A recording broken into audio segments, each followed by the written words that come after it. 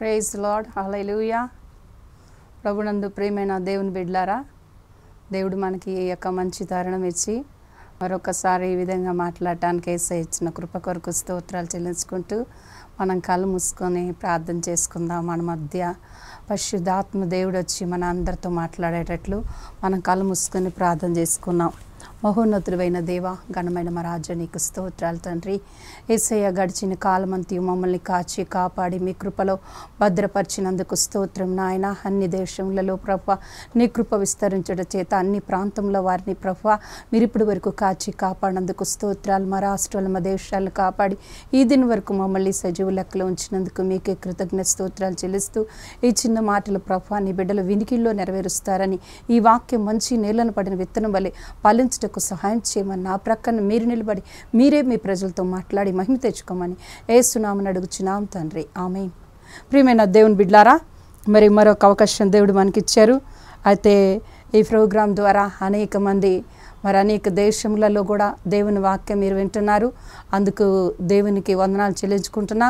వింటున్న మీ అందరికి కూడా మరి నన్ను ఒక సహోదరిగా దైవ సేవకురాలుగా గుర్తించి మీరందరికీ నేను ప్రార్థన చేయడానికి, మీకు కొన్ని విషయాల్లో వాక్యం చెప్పడానికి, కొన్ని అర్థాలు చెప్పడానికి, కొన్నిసార్లు ప్రార్థన రిక్వెస్ట్లు నాకు పంపిస్తున్నారు. అవన్నీ కూడా మరి చాలామంది సెల్ ఫోన్లో కూడా మెసేజ్లు పంపిస్తున్నారు. వారికి కూడా మరి దేవుడి కార్యాలు జరిగిస్తున్నారు. దేవునికి వందనాలు.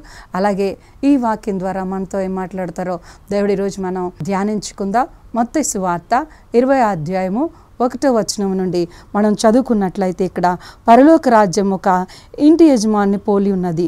అతడు తన ద్రాక్ష తోట పనివానికి కూలికి పెట్టుకొనుటకు ప్రొద్దున్న బయలుదేరిన దినమున దేనారమునకొక్కడు చొప్పున ఒడంబడిక చేసుకొని తన యొక్క ద్రాక్ష తోటలోనంట మరి పనికి పెట్టుకోవడానికి ఆయన పనివారిని పిలుస్తూ ఉన్నారంట. పనివారిని పిలుస్తున్నప్పుడు ఆయన ఒక దేనారానికి మనుషుల్ని మాట్లాడుకున్నారంట. ఇప్పుడు మనం గల్ఫ్ కంట్రీస్లో చూసినట్లయితే దేనారము అంటారు. అంటే ఇక్కడ డబ్బులు వేరు, అక్కడ మనీ వేరే ఉంటుంది అనమాట. ఏ దేశానికి ఆ యొక్క సంబంధమైనటువంటి మరి దేనారాలు ఉంటాయి అన్నమాట. కొన్నిసార్లు ఈ నోట్లు ఉంటాయి, ఏమేమంటారు డాలర్స్ ఉంటాయి. ఇట్లాగే ఇక్కడేమంటే ఒక దేనారానికి ఒడంబడిక చేసుకొని జాబ్కి వచ్చారంట. మనం కూడా కొన్ని జాబ్స్కి వెళ్ళినప్పుడు కొంతమంది అడుగుతారు, నాకు సిస్టర్ ఈ మధ్య వచ్చింది, ఆమె విదేశాలు వెళ్ళొచ్చింది. విదేశాలు వెళ్ళొచ్చిన తర్వాత ఆ పాపకి ఏం జరిగిందంటే మరి అక్కడ జాబ్ విడిచిపెట్టి భర్త ఇక్కడ ఉన్నాడని వచ్చేసింది. వచ్చేస్తారు, తనకి జాబ్ దొరకట్లా. అప్పుడు నాకు ప్రార్థన వాళ్ళు చెప్పారంట, లతాంటి ఫోన్ చేయండి, తప్పకుండా దేవుడు మీకు జాబ్ ఇస్తారు అని చెప్పారు. సరే, ఆ పాప నా దగ్గరికి రావడం జరిగింది. ప్రేయర్ చేశాను. నేను ప్రేయర్ చేసిన తర్వాత ఆ పాప ఇచ్చినటువంటి సాక్ష్యం ఏంటంటే, ఆంటీ నేను ఇంత జీతానికైతే నేను ఒడంబడిగా ఉండి నేను ఈ జాబ్ చేయగలను, కానీ నేను చదివిన చదువుకి నేను చేసేటటువంటి వర్క్కి నాకు 50,000 శాలరీ ఇస్తేనే నేను ఐటీ కంపెనీలో అయితే నేను చేయగలను ఆంటీ, లేకుంటే వేరే కంపెనీలో నా శాలరీ నాకు చాలదు అంటుంది. అట్లాగే ఇక్కడంట యేసుప్రభు వారంట తన యొక్క తోటలోని పనివారిగా పెట్టుకున్నారంట. అయితే దినమునకు దేనారము చొప్పున పెట్టుకున్నారంట. దేనారము చొప్పున పెట్టుకుంటే 9 గంటలకి కొంతమంది వచ్చి జాబ్లో అటెండ్ అయ్యారంటండి. వారు ఒడంబడికైనటువంటి ఆ జీతానికి వారు చేయబద్దులై ఉన్నారు కాబట్టి 9 గంటలకే వాళ్ళు బయలుదేరి 10 గంటలకు వచ్చేసారు. 10 గంటలకు వస్తే వారికి కూడా ఒక దేనారం ఇస్తానికే యజమానుడు చూశాడు. తర్వాత కొన్ని ప్రాంతాల నుంచి కొంతమంది ఆ యజమానికి వార్త పంపించారు, అయ్యా పలానా ప్రాంతంలో పని లేక చాలామంది బాధపడుతున్నారయ్యా, మరి వాళ్ళ సంగతి ఏంటి? మనం కూడా అనుకుంటాం కదా. యజమానుడు చూసన్నాడు, మీరు కూడా పని లేక ఎందుకు రోడ్ల మీద బాధపడతారు? మీరు కూడా నా ద్రాక్షలో ఇట్లా వచ్చి మీరు కూడా పని చేయండి, మీకు కూడా ఒక దేనారం ఇస్తాను అని చెప్పేసేసి 12 గంటలకు వచ్చిన వారిని కదా, మనం డ్యూటీలోకి వచ్చినప్పుడు కొన్నిసార్లు యజమానులకు ఎంత కోపం, ఒక్క 5 నిమిషాలు లేట్ వస్తే ఒక సిస్టర్ని ఒక పనిష్మెంట్ ఏరియాకి పంపించారు. పనిష్మెంట్ ఏరియాకి పంపించినప్పుడు తన్ని ఎంత బాధపడుతున్నారంటే, ఒక యోసేపుని ఎట్లాగైతే ఆ యొక్క ఫరోరాజు భార్య బాధించిందో అలాగ బాధిస్తున్నారు అమ్మాయిని. విశ్వాసంలో మంచి బిడ్డ, ప్రార్థన చేసుకునే బిడ్డ, ఎందుకు నాకు ఈ కష్టాలు అని చెప్పి 1 గంట, పావు గంట, 10 నిమిషాలు లేట్ అయితే ఆమె అంటుంది, నిన్ను పనిష్మెంట్ ఇచ్చి పంపించేస్తామని చెప్పి ఒక చోట పనిష్మెంట్ ఇచ్చి ఇంకొక ఊరికి పంపించేస్తారు. 70 కిలోమీటర్ల దూరంలో ఆ పాప వెళ్ళిపోయి ఇప్పుడు చాలా బాధపడుతుంది. అక్కడ 70 కిలోమీటర్లు వెళ్ళినప్పటికి కూడా ఎందుకు ఎందుకంటే గవర్నమెంట్ ఇచ్చినటువంటి జాబు తను వదులుకోలేక కష్టపడుతూ దినానికి 70 కిలోమీటర్లు వెళ్ళడం రావటం అలా చూసుకుని నాకు రోజు అందాక ఈ జాబ్ నేను చేయలేకపోతున్నాను, ఈ అధికారుల ముందు నేను నిలబడలేకపోతున్నాను, నన్ను అసలు నించోనివ్వట్లేదు. నిజంగా నేను అనుకుంటాను, ఒక్కొక్కసారి ఆలోచించినప్పుడు ఆ యజమానుడు కూడా ఆ అధికారి కూడా ఒకప్పుడు పనివాడైన తర్వాతే అతను అధికారి అయ్యాడు కదా.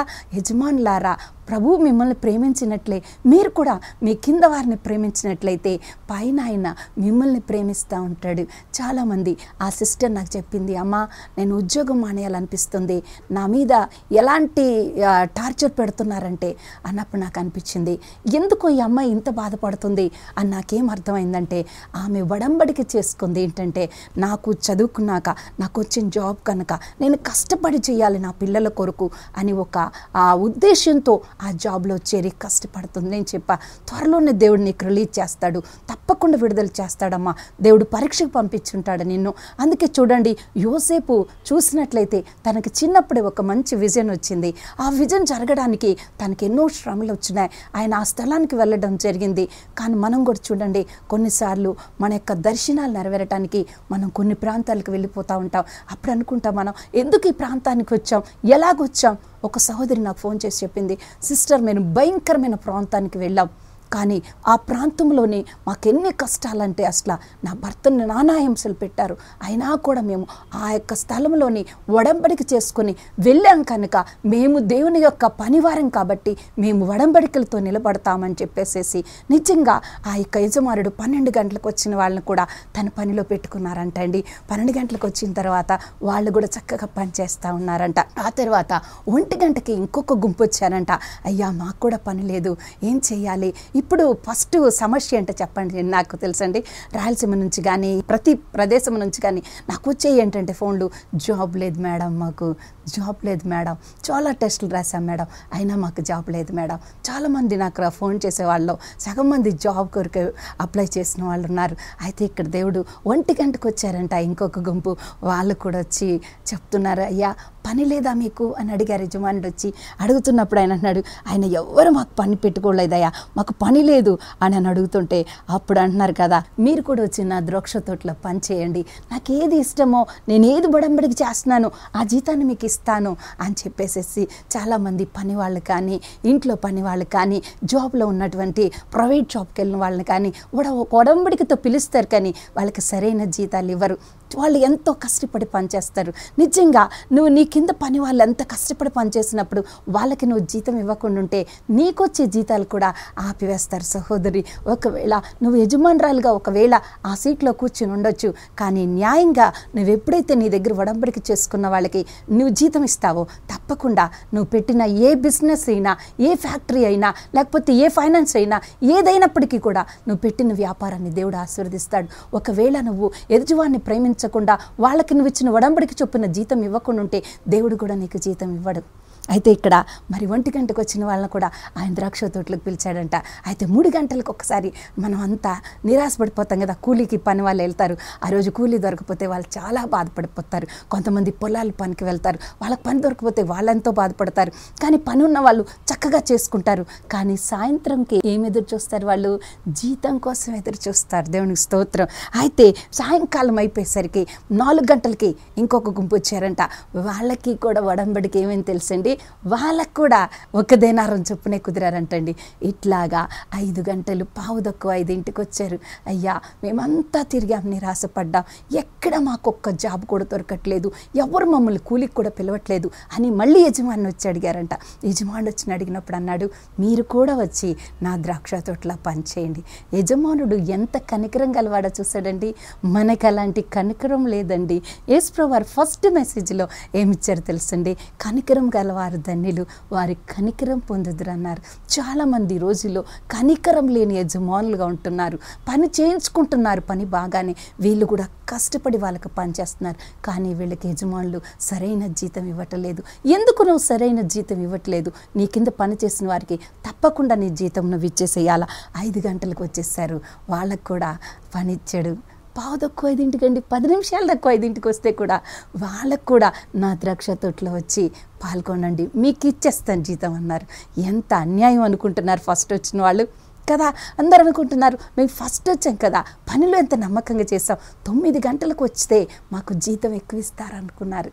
కానీ యజమానుడు నమ్మకస్తుడు, ఆయన నిన్ను పిలిచినవాడు సహోదరి, నీకు తప్పకుండా తగిన సమయంలో నీకు జీతం ఇవ్వటానికి ఆయన రెడీగా ఉన్నాడు. దేవునికి స్తోత్రం. ఒకనొక సమయంలో నేను జాబ్ చేయాలని చాలా ఇష్టపడ్డాను. దేవుని ఒక్క పని ప్రభువా, ఒక 5,000 జాబ్ చేస్తా ప్రభువా, ఒక మంచి ప్రేయర్ హాల్లో ప్రార్థన చేస్తాను ప్రభువా, ప్రేయర్ రిక్వెస్ట్లు చేస్తా ప్రభువా అని చెప్పి నేను జీతం కోసం నేను అడిగిన్నానండి. అప్పుడు దేవుడు చెప్పారు నాకు, నువ్వు జీతగత్తెవి కాదు అని చెప్పారండి దేవుడు నాకు. నీకు జీతాలకు పెట్టుకోలేదమ్మా, నా కుమార్తెగా నిన్ను పెట్టుకున్నాను అని రోమాపత్రికలో మాట్లాడారు. నువ్వు కుమార్తెవి, కుమారుడివి, వారసుడివి, నా వారసుడివి అన్నాడు. ఎప్పుడైనా నేను మోకరించి దేవునికి ప్రార్థన చేస్తూ ప్రభువా నేను నీ దాసురాల్ని అంటే చాలు, బట్ ఆగిపోద్ది ప్రార్థనంతా. ఎందుకు ఆగిపోద్ది అని నేను ఆలోచిస్తూ ఉంటుంటే దేవుడు అంటారు, నువ్వు దాసురాలువా, ఎవరు ఏమని పిలిచాను నిన్ను బిడ్డ అని చెప్పాడు. అప్పుడు ప్రభు మాట్లాడతారు, నేనేమని పిలిచాను మళ్ళీ చెప్పు అన్నాడు. అప్పుడు ప్రభు నువ్వు నా కుమార్తె అని పిలిచావు ప్రభు అంటే అప్పుడు ఊరుకుంటారు దేవుడు. చాలామంది బుద్ధిహీనులు నిజంగా అండి దేవుడు మాట్లాడతాడా అని మాట్లాడుతున్నారు చాలామంది. దేవుడు మాట్లాడే దేవుడు అండి మన దేవుడు, ఆయన మూగ దేవుడు కాదండి. 115 అంటాడు మా దేవుడు మాట్లాడే దేవుడు అని చెప్తున్నారు ఇశ్రాయేలు ప్రజలందరూ కూడా. ఆయన మాట్లాడే దేవుడు, ఆయన మోషేతో మాట్లాడాడు, ఆయన అహరోనుతో మాట్లాడాడు, ఆయన ప్రవక్తలతో మాట్లాడాడు, ఆయన అపోస్తులతో మాట్లాడాడు, అపోస్తులైన పౌలుతో దేవుడు మాట్లాడాడు. దమస్క పరకమందు దేవుడు దర్శనమిచ్చాడు ఆయనకి. ఇన్ని మాటలు దేవుడు మాట్లాడినప్పుడు దేవుడు మాట్లాడలేదని నువ్వెలా చెప్తావండి? చాలామంది అలా చెప్తున్నారు. ఒక దినాన ఒక సహోదరి మంచి బిలీవర్ ఉందంటండి. ఆ బిలీవర్ ఉంటే ఆమెకి వాళ్ళ తండ్రి చనిపోవటం జరిగినప్పుడు ఒక దేవుడు లేడనేటువంటి నాస్తికుడు దగ్గరికి వెళ్ళి ఆమె అడిగిందంట, అయ్యా మా నాన్నగారు సమాధి కట్టించాలి, మరి నాకు కొంత డబ్బు సహాయం చేయండి అని అడిగిందంట. ఆయన అన్నాడంట, తప్పకుండా మీ డాడీకి నేను సహాయం చేస్తాను, సమాధి కట్టు, కానీ దాని మీద ఒక పేరు రాయాలి అన్నాడు. ఏం పేరయ్యా అని అడిగిందంట. అడిగితే అన్నాడంట, దేవుడు లేడు అనే పేరు రాయాలన్నారంట సమాధి మీద. అయితే ఈమెమందంట, అయ్యా దానికే ఉంది నేను రాసేస్తాను అని చెప్పి 1000 రూపాయలు తీసుకెళ్ళి వాళ్ళ నాన్నగారి సమాధి కట్టేసేసి దాని మీద ఏం రాసిందో తెలుసా? చక్కగా రాసింది. ఏమనంటే దేవుడు లేడనేవాడు బుద్ధిహీనుడు అని రాసిందంట. అనగానే ఈయన ఒకరోజు వెళ్ళి చెప్పాడంట, ఏమా పేరు పెట్టావా అక్కడ దేవుడు లేడని అంటే, పెట్టాను అయ్యగారు. వెళ్ళి చూశాడట. చూసిన తర్వాత ఇదేంటి తప్పు పేరు రాసావు అని చెప్పి ఆయనంట. ఆమెందంట, అయ్యా మీరు చెప్పింది దేవుడు లేడని రాయమన్నారయ్యా, కానీ 2 వచనాలు నేను కలిపి రాశానయ్యా, ఇంతేనయ్యా జరిగింది. దేవుడు లేడనేవాడు బుద్ధిహీనుడని రాసింది. దేవునికి స్తోత్రం.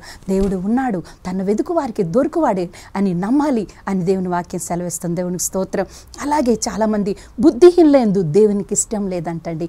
బుద్ధిహీనంగా భక్తి చేసే వాళ్ళు చాలామంది ఉన్నారు, బుద్ధిహీనంగా తిరిగే వాళ్ళు చాలామంది ఉన్నారు. దేవునికి స్తోత్రం. కానీ దేవుడు ఇక్కడ అంటున్నాడు, ఏమంటున్నాడు తెలుసండి? నీవు పని లేక బాధపడుతున్నావా? బానిస కింద బాధపడుతున్నావా? నీకు దేనారానికి ఒప్పుకొని నీ యజమానులు నీకు జీతం ఇవ్వటం లేదా? అలాంటప్పుడు నువ్వొకటి ఆలోచించాలి. ఏంటికో తెలుసండి, దేవుడు ఒక మాట అన్నారు, నమ్మకమైన వానికి నేను దీవెనలు ఇస్తా అన్నారండి. చూడండి, మనం చూసినట్లయితే శిష్యులకు ఒక ఉపమానం చెప్పారు.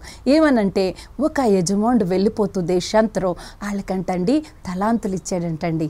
5 తలాంతులు తీసుకొని, అరే భాయ్ నువ్వు మంచిగా వ్యాపారం చేసుకో, నేను వచ్చిన తర్వాత నా డబ్బు నాకు అప్పగించేసే, నువ్వు లాభం ఎంత సంపాదించావో దానితో నువ్వు తృప్తిగా ఉండి ఆ లాభాన్ని నాకు చెప్పు అని చెప్పేసి 5 దేనారాలు ఒకరికి ఇచ్చాడంట, 2 దేనారాలు ఒకరికి ఇచ్చారు, 1 దేనారం ఒకరికి ఇచ్చారంట అండి. నిజంగా ఈ రోజుల్లోని దేవుడిచ్చినటువంటి ఆ దేనారాన్ని, దేవుడిచ్చినటువంటి ఆ యొక్క కృపని, దేవుడిచ్చినటువంటి వాక్యాన్ని, దేవుడిచ్చినటువంటి వరాన్ని, దేవుడిచ్చినటువంటి తలాంతుల్ని నువ్వు ఉపయోగిస్తున్నావా? ఒకవేళ 5 తలాంతులు నీకు ఇస్తే దాన్ని వాడుతున్నావా? 2 తలాంతులు ఇచ్చాడు, వాడుతున్నావా?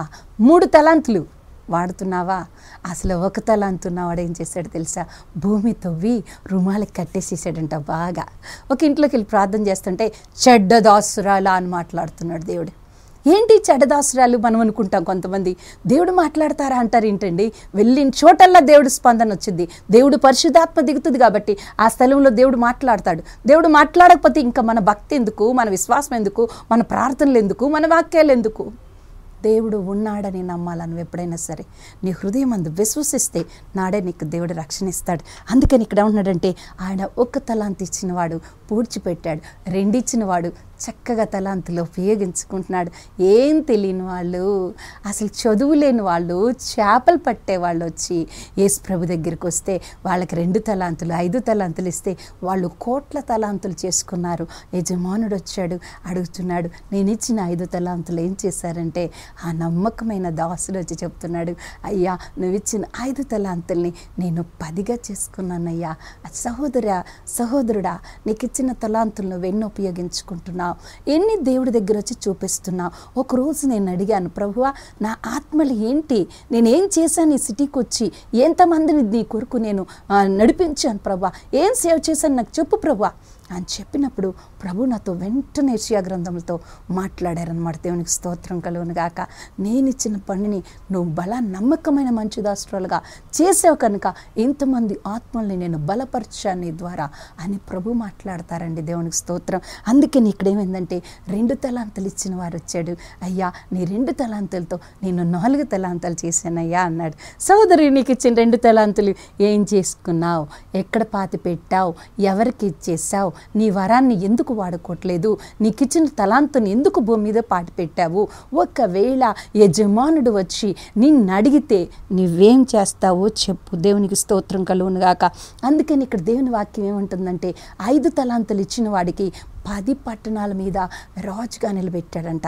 5 తలాంతులు ఇచ్చిన వాడికి అంత బ్లెస్సింగ్ వచ్చిందో చూడండి.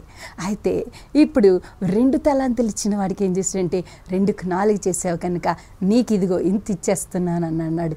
ఆ పట్టణాన్ని ఆయనకి ఇచ్చేసాడు. మరి చెడ్డ దోసుడు ఏమన్నాడు తెలుసా, ప్రభువా నువ్వెంతో కఠినుడు అని, చల్లని చోట పంటను కూర్చువాడు అని, నువ్వు కఠినుడు అని తెలిసి నీ డబ్బు రుమాలు కట్టి గోతులో పెట్టాను ప్రభువా అని చెప్పేశాను. అప్పుడు ప్రభు ఒక మాట అన్నారు తెలుసా, వీని కాళ్ళు చేతులు కట్టి వెలుపుట చీకటి కొట్లో పడవేయండి, అక్కడ ఏడుపును పండ్లు కొరుకుటం.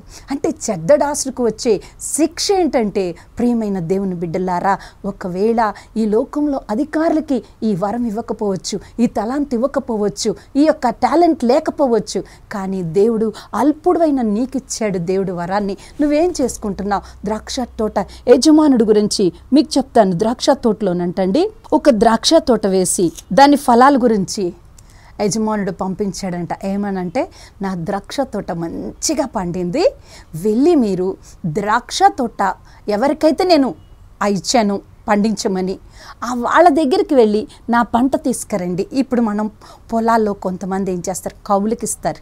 ఆ కౌలుకి ఇచ్చిన పొలం వాళ్ళు పండించాక యజమానులు వచ్చి వీళ్ళు ఈ డబ్బు తీసుకొని వెళ్తూ ఉంటారు. అలాగే ద్రాక్ష తోట అంట ఆయన విచ్చి తన పంట వచ్చినప్పుడు తన పంట మీద వచ్చే డబ్బు తీసుకురావడానికి కొంత పని వాళ్ళని పంపించారంట. మా యజమానుడు ఈ ఒక రావాల్సిన లాభాన్ని తీసుకొని రమ్మన్నాడు అని చెప్పి పంపిస్తే వాళ్ళు ఏం చేస్తారంటే ఆ యొక్క పంపించిన పని వాళ్ళని కొట్టి పంపించారంటండి. పంపించిన తర్వాత మళ్ళీ ఏం చేశారంటే కొంతమందిని పంపించారు, మళ్ళీ ఆ పని వాళ్ళని కొట్టి పడేశారు. నిజంగా ఈ రోజులో చూస్తే ఆయన ప్రవక్తలను పంపించారు, రాజులను పంపించారు. ఆయన ఎంతోమంది మన యేసు వారి కంటే ముందు వచ్చిన ప్రవక్తలు ఎంతోమంది ఉన్నారు, ప్రవక్తలు వాళ్ళందరినీ పంపించారు. తండ్రి అయిన దేవుడు వచ్చాడు, కానీ ఎవరూ నమ్మలేదండి. ఆఖరికి తన కుమారుడిని పంపించారంట. ద్రాక్ష తోట కుమారుడు కదా, కుమారుని సన్మానిస్తారేమోనని చెప్పి కుమారుని పంపిస్తే వాళ్ళు అనుకున్నారంట కుమారుడు వారసుడు కాబట్టి ఈ కుమారుని చంపిస్తే ఈ ద్రాక్ష తోటంతా మనదైపోద్దని అనుకున్నారంట. నిజంగా నాబోతు కూడా ఒక ద్రాక్ష తోట వేసాడండి. ఆ ద్రాక్ష తోట వేసిన తర్వాత నాబోతు ద్రాక్ష తోట చాలా బాగుందంటండి. ఆయన ఆ ద్రాక్ష తోటను చూసుకుంటూ దాని మీద వచ్చి లాభం తినుకుంటూ నమ్మకంగా ఉన్నాడంటండి. ఆ యొక్క నాబోతు ఉన్నప్పుడు సమయంలో ఈ ద్రాక్ష తోట చూశాడు ఆహాబు.